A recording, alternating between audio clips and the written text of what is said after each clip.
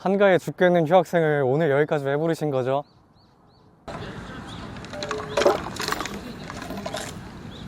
저희가 해일신문고이잖아요. 네. 저희가 북을 가져오기 힘들어서 속으로 준비해드렸습니다. 이게 오늘 신문 건 거예요? 네네. 저 나이가 23인데 이런 거 들고 다니기 좀 쪽팔린데? 그걸로 오늘 사람들 인터뷰해주시면 될 것 같아요. 아, 그냥 지나가는 사람 잡으면 돼요? 네네, 바로 진행해주시면 됩니다. 네, 한번 가볼까요? 누굴 찾아야 되지? 혹시 죄송한데 잠깐 인터뷰 가능하실까요?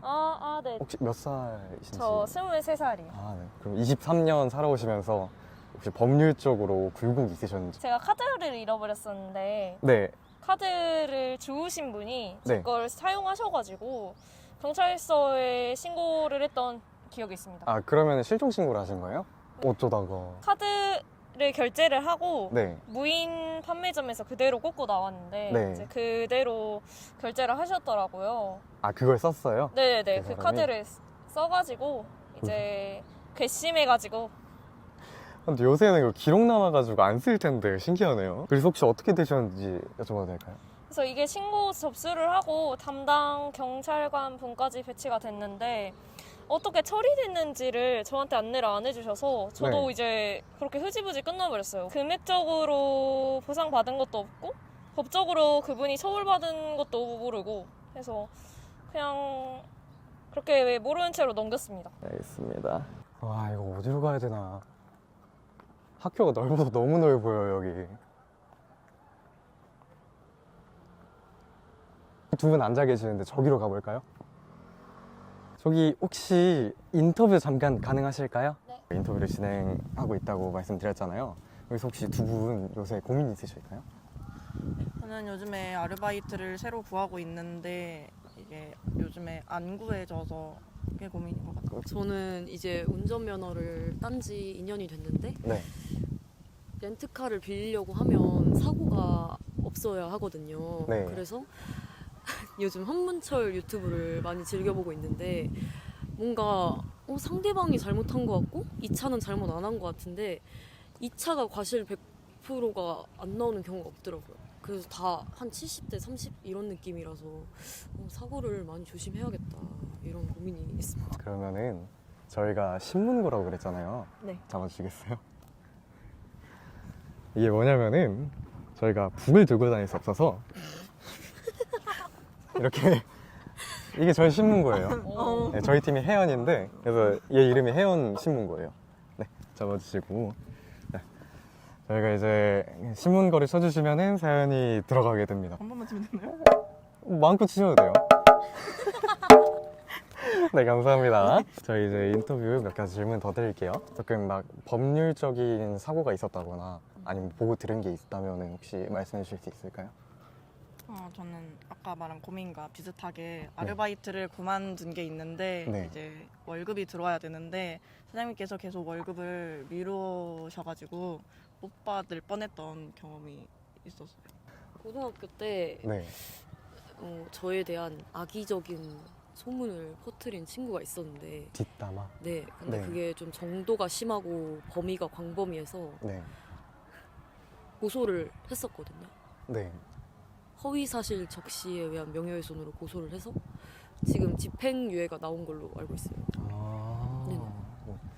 그런데 만약에 그럴 때 이제 소송을 진행을 하게 되면은 변호사를 이제 선임을 하시게 될 텐데 솔직히 만만치 않잖아요, 가격이.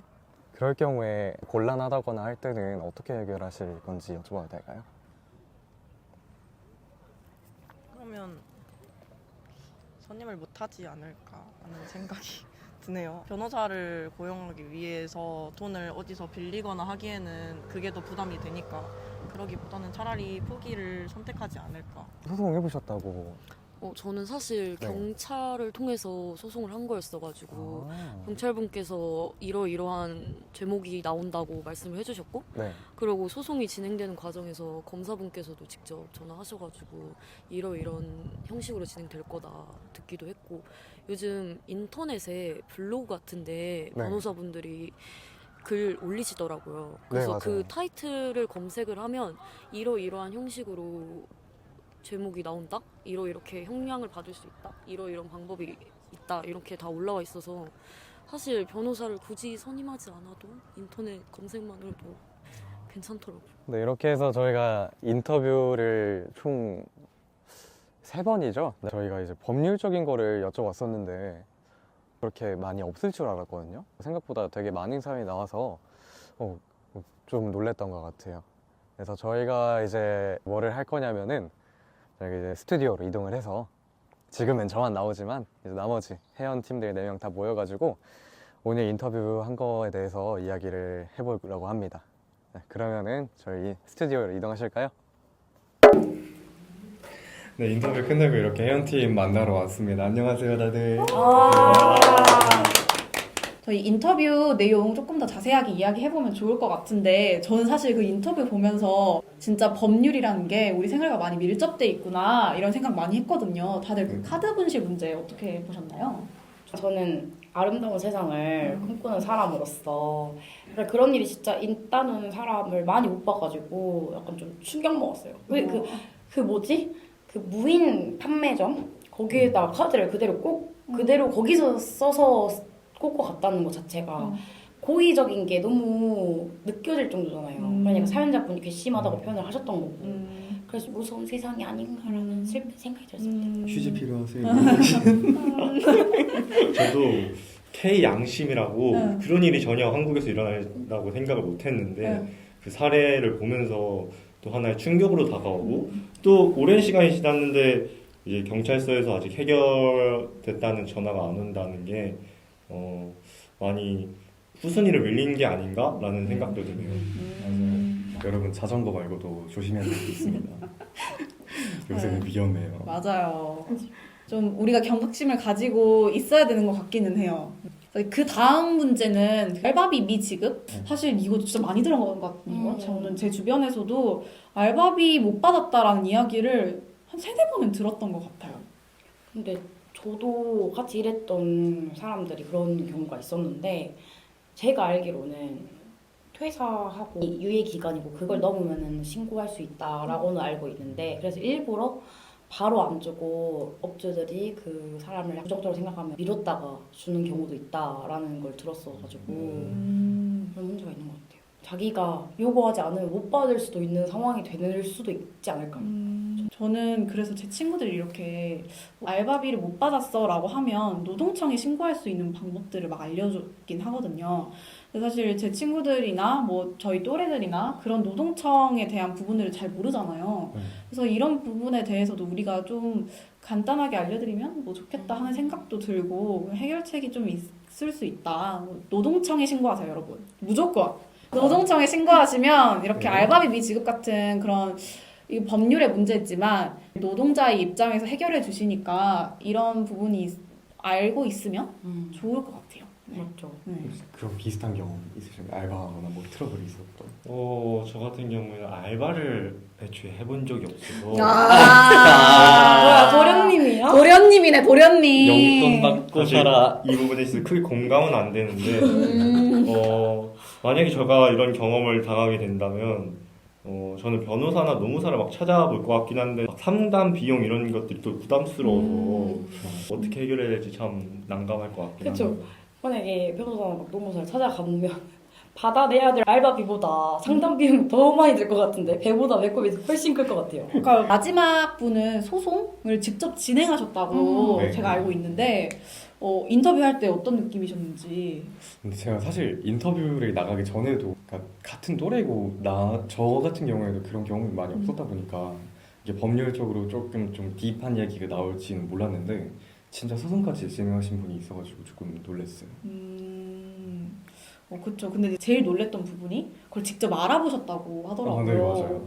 그거를 이렇게 블로그나 이런 인터넷의 정보들을 가지고 찾다는 부분에서 저는 좀 많이 놀랐던 것 같아요. 저는 고등학생 시절이었다는 게 진짜 놀랐어요.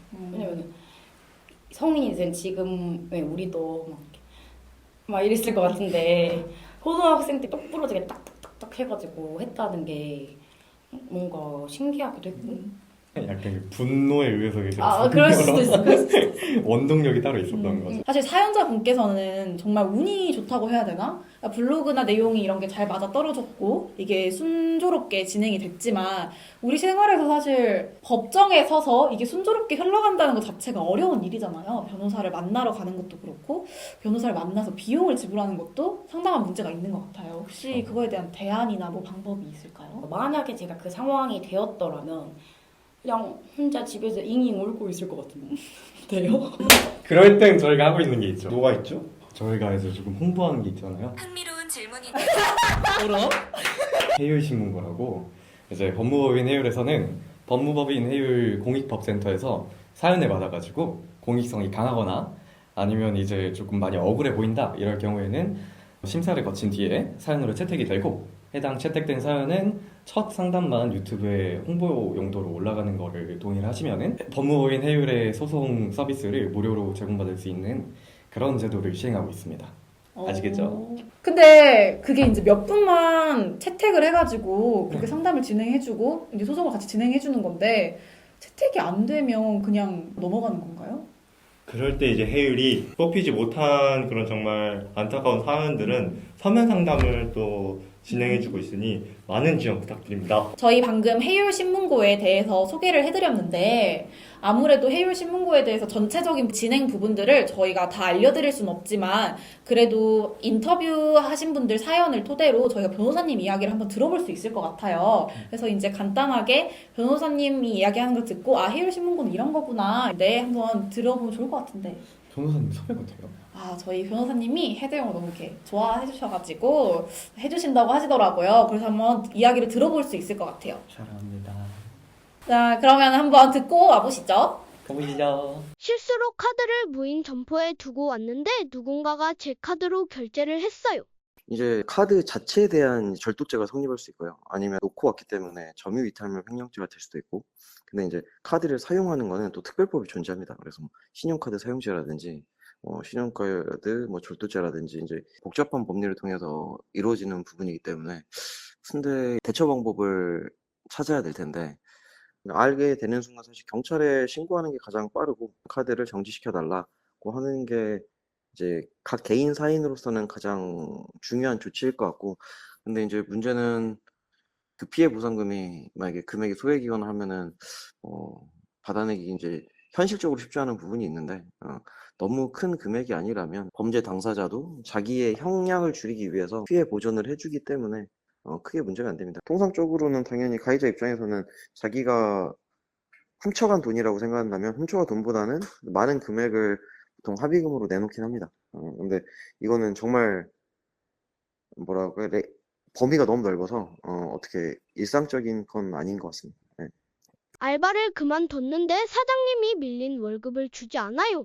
여기는 더 간단합니다. 지방에는 지방노동청이 다 있습니다. 다 지방노동위원회가 다 있어서 거기에다가 그냥 신고하면 됩니다. 계약서를 미작성하는 것 자체만으로도 작은 거긴 하지만 범죄 행위가 됩니다. 우리나라에서는 임금을 주지 않는 거는 강력한 범죄로 인식이 되기 때문에 지방노동청, 지방노동위원회에 그냥 바로 신고하면 일사천리로 해결해 줍니다. 왜냐면 이제 노동위가 사법경찰권을 가지고 있기 때문에 경찰과 유사하게 누군가를 수사하고 조사할 수 있거든요. 한두 달 안에는 거의 급여를 받을 수 있습니다. 친구가 악의적인 소문을 퍼뜨리고 다녀요. 악의적인 허위 소문을 퍼뜨리는 거는 여러분도 많이 들어보는데 명예훼손죄가 당연히 될 수도 있고요. 아니면 그 표현이 무슨 악질적이라든가 욕설이 들어가 있던가 이렇게 하면 이제 모욕죄도 될 수가 있고 그런 부분에 대해서 신용훼손죄라든지 이제 다양한 범죄가 될 수 있습니다. 만약에 블로그를 통해서 그렇게 허위 사실을 유포를 했다 아니면 다른 친구들한테 통화 내용으로서 유포를 했다 그러면 그 사실을 일관성 있게 진술하시면서 내역들을 이제 증거로 잡아서 이제 경찰한테 신고를 하면 됩니다. 근데 여기서 블로그나 여러 이제 매체들은 당연히 주장이나 생각을 전달하는 거기 때문에 이제 그런 정보를 볼 때 이제 이게 사실인지 아닌지 그런 걸 좀 판단해 볼 수도 있는데 능력을 키우는 게 중요한 부분이라고 생각합니다. 해율신문고는 어떤 이유에서 만드신 건가요? 오늘 사연하고도 유사한데요. 사실 제가 이제 변호사를 하고 가장 처음에 느꼈던 게 정말 법으로 할 수 있는 영역은 굉장히 한계가 있구나. 아까 말한 것처럼 첫 번째, 두 번째, 세 번째 사연 물론 변호사를 선임하면 정리가 될 수 있는 부분도 있지만 사실 그걸 갖고 변호사를 선임할 수도 없잖아요.